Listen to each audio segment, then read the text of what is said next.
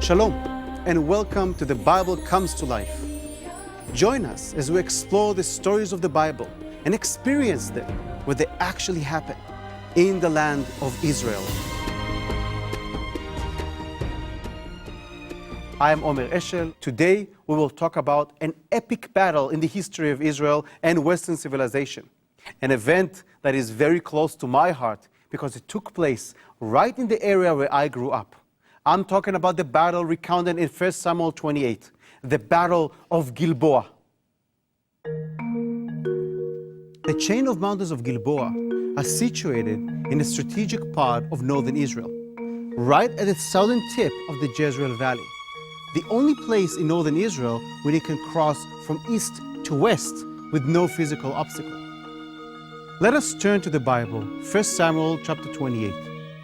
Now it happened in those days that the Philistines gathered their armies together for war to fight with Israel.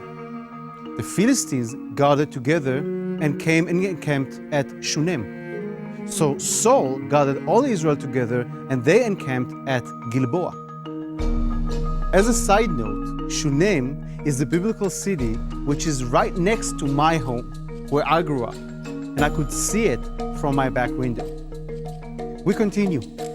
Then Saul said to his servant, "Find me a woman who is a medium, that I may go to her and inquire of her."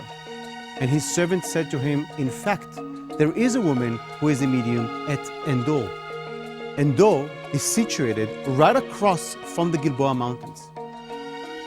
We can imagine how in the middle of the night, King Saul crosses the valley from his campsite in the Gilboa Mountains underneath the nose of the Philistines to seek the guidance of the witch of Endor. Continuing, so Saul disguised himself and put on other clothes, and he went and 2 men with him, and they came to the woman by night. We understand here that Saul was so afraid by the sheer size of the Philistine army that he did something unspeakable. He went to visit the witch of Endor, who was practicing the same type of witchcraft that he tried to uproot during his first years as the king of Israel. The reason for his fear was that the prophet Samuel had passed away just a little before this epic battle took place, and Saul lacked the guidance that he needed at this crucial time. Let us see how the battle might have looked. We have 2 camps situated on the Gilboa Mountains.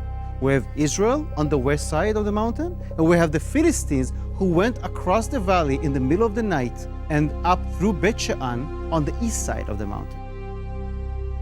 The battle itself took place around an area known today as Mount Barkan, which is the highest point of the Gilboa Mountain and is actually a plateau on the ridge of the mountains. A perfect place for a battle. As it is written in 1 Samuel 31. Now the Philistines fought against Israel, and the men of Israel fled from before the Philistines and fell slain on Mount Gilboa.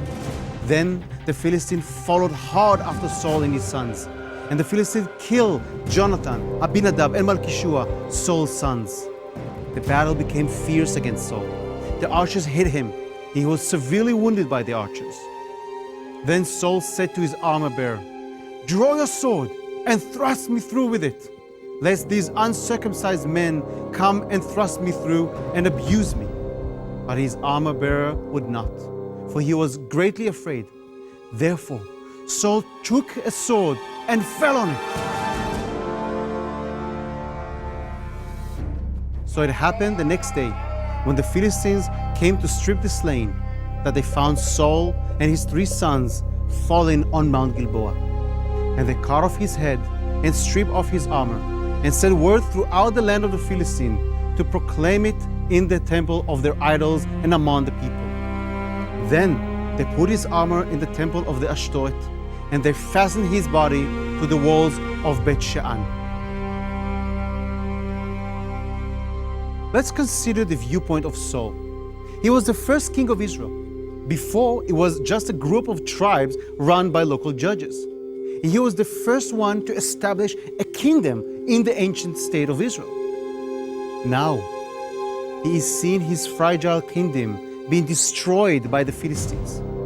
And we can understand that he would rather commit suicide than let his body be abused by the sworn enemy of Israel at the time, the Philistines. Bet Shean today is a national park.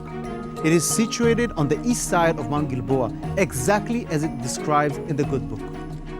It is made of two different sections: the Byzantine and Roman city, which is the vast majority of the park, and the biblical site of Bet Shean, where you can go up and see the remains of the wall of Bet Shean, the same wall where the Philistines put the bodies of Saul and his sons after the great battle of Mount Gilboa.